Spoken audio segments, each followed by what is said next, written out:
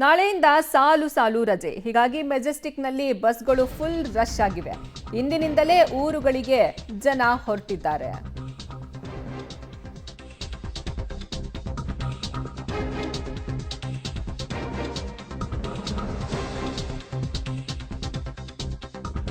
ನಾಳೆಯಿಂದ ಸಾಲು ಸಾಲು ರಜೆ ಇದೆ ಮೆಜೆಸ್ಟಿಕ್ನಲ್ಲಿ. ಹೀಗಾಗಿ ಬಸ್ಗಳು ಫುಲ್ ರಶ್ ಆಗಿದೆ. ಇವತ್ತಿನಿಂದಲೇ ಊರುಗಳಿಗೆ ಜನ ಹೊರಟಿದ್ದಾರೆ. ಸದ್ಯ ನೀವು ದೃಶ್ಯಾವಳಿಗಳಲ್ಲಿ ಗಮನಿಸ್ತಾ ಇದ್ದೀರಾ, ಬಸ್ನಲ್ಲಿ ಕಿಕ್ಕಿರಿದು ಜನ ತುಂಬಿದ್ದಾರೆ. ಹೀಗಾಗಿ ಮೆಜೆಸ್ಟಿಕ್ ಕಂಪ್ಲೀಟ್ ಆಗಿ ರಶ್ ಆಗಿದೆ. ಜನ ತಮ್ಮ ತಮ್ಮ ಊರುಗಳತ್ತ ಸಾಗ್ತಿದ್ದಾರೆ. ಇನ್ನು ಕೆಲವರು ಪ್ರವಾಸಿ ತಾಣಗಳತ್ತ ಸಹ ಹೋಗ್ತಿದ್ದಾರೆ. ಸಾಲು ಸಾಲು ರಜೆ ಹಿನ್ನೆಲೆಯಲ್ಲಿ KSRTCಯ ಮೆಜೆಸ್ಟಿಕ್ನತ್ತ ಬೆಂಗಳೂರಿನ ಜನ ಮುಖ ಮಾಡ್ತಾ ಇದ್ದಾರೆ. ನಾನಿವತ್ತು ಮೆಜೆಸ್ಟಿಕ್ನ ಟರ್ಮಿನಲ್ 1 ಬಳಿ ಇದ್ದೇನೆ. ನೋಡಬಹುದಾಗಿದೆ ಯಾವ ರೀತಿ ಜನ ಬರ್ತಾ ಇದ್ದಾರೆ ಎನ್ನುವಂಥ ದೃಶ್ಯಗಳನ್ನ ಕೂಡ ತೋರಿಸ್ತಾ ಹೋಗ್ತೇನೆ.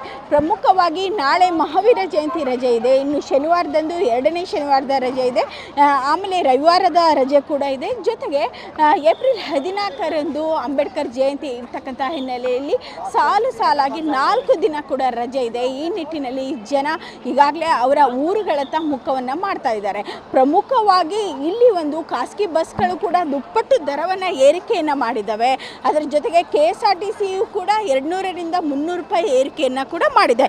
ಇನ್ನು ಈ ಬಗ್ಗೆ ಮಾತನಾಡಲಿಕ್ಕೆ ನಮ್ಮ ಜೊತೆ ಪ್ರಯಾಣಿಕರಿದ್ದಾರೆ, ಅವ್ರನ್ನೇ ಮಾತನಾಡ್ತೇನೆ. ಸರ್, ಏನು ಹೇಳ್ತೀರಾ? ಎಷ್ಟು ರಶ್ ಇದೆ, ಏನು ಹೇಳ್ತೀರಾ? ಮೇಡಮ್, ತುಂಬ ರಶ್ ಅಂತೂ ಐತೆ. ಎಲ್ಲ ಕಡೆಗೆ ಆಲ್ರೆಡಿ ಬಸ್ಸೂ ರೇಟ್ ಜಾಸ್ತಿ ಏರಿಸ್ಬಿಟ್ಟು ತುಂಬ ಕಷ್ಟ ಆಗ್ತೈತೆ.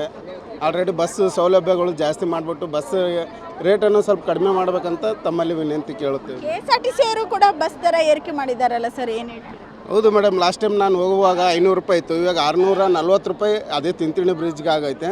ಲಾಸ್ಟ್ ಟೈಮ್ ಹೋದಾಗ 500 ರೂಪಾಯಿ ಇತ್ತು. ಇವಾಗ 150 ರೂಪಾಯಿ ಜಾಸ್ತಿ ಮಾಡಿದ್ದಾರೆ. ಅದೇ 150ರಿಂದ ನಾವು ಒಂದು ಟೈಮ್ ಊಟ ಆದರೂ ಮಾಡ್ಬೋದಿತ್ತು ಮೇಡಮ್.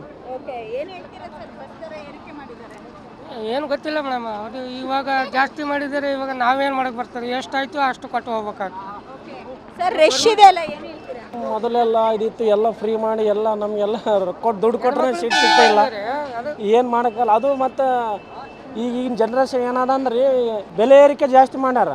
ಇದ್ರ ಸಲುವಾಗಿ ನಮಗೆಲ್ಲ ಭಾಳ ಕಷ್ಟ ಆಗ್ತಿದೆ ಮೇಡಮ್. ಅಂದರೆ ಇಲ್ಲಿರ್ತಕ್ಕಂತಹ ಪ್ರಯಾಣಿಕರು ಕೂಡ ಒಂದು ಕಡೆ ಬಸ್ ದರ ಏರಿಕೆಯನ್ನು ಮಾಡಿದರೆ, ಮತ್ತೊಂದೆಡೆ ಶಕ್ತಿ ಯೋಜನೆಯಿಂದಾಗಿ ನಮಗೆ ಸೀಟ್ಗಳು ಸಿಗ್ತಾ ಇಲ್ಲ ಎನ್ನುವಂಥ ಒಂದು ಆಕ್ರೋಶವನ್ನು ಕೂಡ ಪುರುಷ ಪ್ರಯಾಣಿಕರು ಕೂಡ ವ್ಯಕ್ತಪಡಿಸ್ತಾ ಇದ್ದಾರೆ.